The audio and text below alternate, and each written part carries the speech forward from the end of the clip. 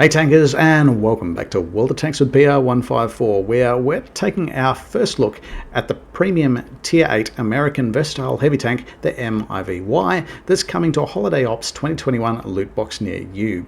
This is the second of the three vehicles at Tier VIII that are coming in these Holiday Ops large boxes.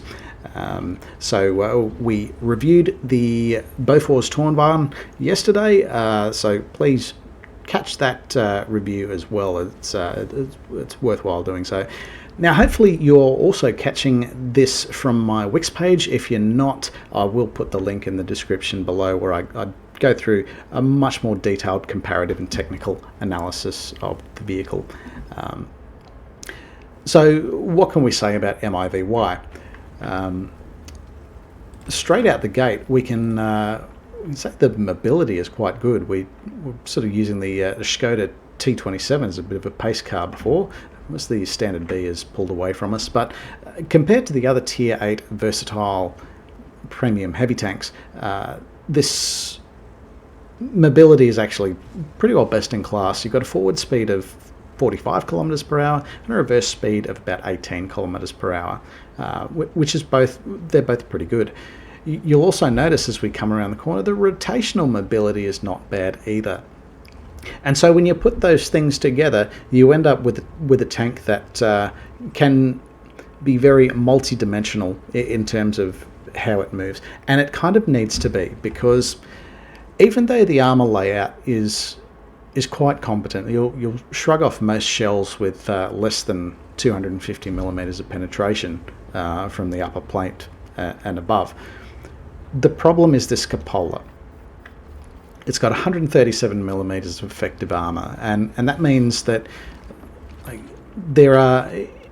you basically can't relax when it comes to this cupola.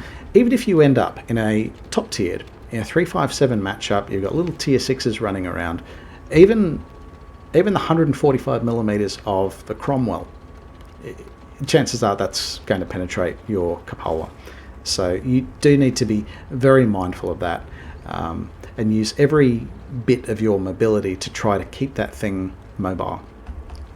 Now to that end, our equipment choices have reflected a fire on the move situation. So we've gone with, we've got a Brothers in Arms crew, we've got improved ventilation, and we've got vertical stabilizers. Now that has still left us with a residual base dispersion of about 0.37 meters per 100 meters, but for most of the ranges at which we're engaging enemy vehicles, that seems to hold up okay. Improved aiming could possibly reduce that a little bit further and might come in quite handy. However, the damage per minute of this vehicle, it still sits at just under 2,000 hit points a minute. So to this end, I've decided rather than choke down the aim circle as much as I can, I've decided that we still want this to be a versatile heavy tank capable of causing damage in quick succession. So we've gone with a gun rammer instead. So the enemy IS-6 has pushed forward. We've been able to catch this vehicle from a hull down position, which is very much a position of strength for us. And we're just moving around. We're keeping our cupola mobile, and that's our third hit that we've belted into the IS-6. Given it quite a nasty repair bill there. We've accounted for quite a few of its hit points there. Our teammate in the M103 ends up shutting it down. Now, it's a bit of a silly poke, and we managed to cop a shell from the Waffenträger Panzer IV. But in the process, we'll be able to see a couple of these new mechanical things popping up. And what's happened here is the Waffenträger has actually shot us through the front track, and has left us admittedly with reduced mobility, but we've still been able to keep moving. We haven't been sort of left dead in the water. And that's a scenario that, let's say that the Waffenträger had a bit more backup, or the enemy was an autoloader, an auto reloader. That could have been quite problematic for us. We could have been there dead in the water and taking multiple shots to the lower frontal plate. Fortunately, that the reserve track, and you can it's a bit difficult to see while we're moving. Let's pause that for a second. You see the reserve track sort of loops around between these tracks here. Still comes around the same drive sprocket, but loops around like so. And so when your main track is disabled, your reserve track can still keep the vehicle mobile. Now that might actually prompt a bit of a rethink on my part on how I normally set up my consumables. I absolutely can't stand being double tracked, so I run a tier 8 or up, I run a large repair kit, and I also run a small repair kit. That just, again, I do not like being double tracked. Now, we probably recognise we bit off a little bit more than we could chew here between the AE Phase 1, the T34B, and there's probably an Emil 2 there in the mix as well. The on-the-move gun handling improvements serving us well as we put another shot into the AE Phase 1. So we decide to beat a bit of a retreat. We pull back, and that's pulled this AE Phase 1 into line of sight of a lot of different enemy guns. Rather than sort of running around and getting into a fight with this T95 and whatever's behind it over there, T34B, we've decided no, we'll stick to this face where we can get a bit of friendly fire support.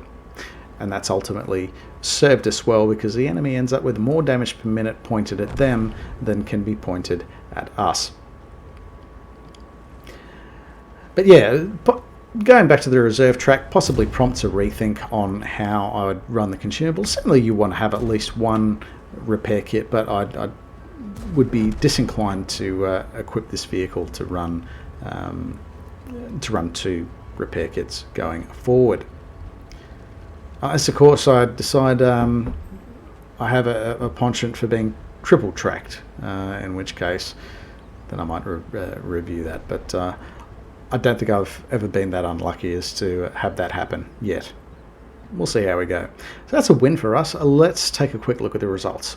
For our efforts there, we've managed to pick up a level 2 mastery badge, and we've also picked up this epic medal, the Spartan medal, which in order to pick that up, you basically need to be on less than 10% of your hit points, still survive a hit by ricochet or non-penetration, and the catch is you still have to survive the battle, which we've been able to do relatively intact. We've also picked a couple of these badges of merit. We've got Bruiser for causing damage to enemy vehicles or modules at least 5 times through the course of the battle, and of course the Fire for Effect medal for doing at least our hit points in damage, which we've managed to collect nearly 3,000 hit points of damage there, so we were quite happy with that. We've also managed to inflict a lot of that damage onto tier 9 vehicles, so a tier higher than ourselves, and that's contributed to quite a welcome personal XP position. We've actually placed top on XP in this particular fight. Having a look at the detailed report, because that's always an important consideration when you're dealing with premium tanks. We've netted, assuming a standard account, we've netted over 40,000 credits. If we're running a premium account, this credit position will be increased by 50%, so that'll be a 71,000 credit gain. So there you have it, the MIVY Premium Tier 8 American Versatile Heavy Tank coming to a large box near you in Holiday Ops 2021. If you end up picking up this tank, I'd really love to hear your first impressions added to the conversation. Take care out there.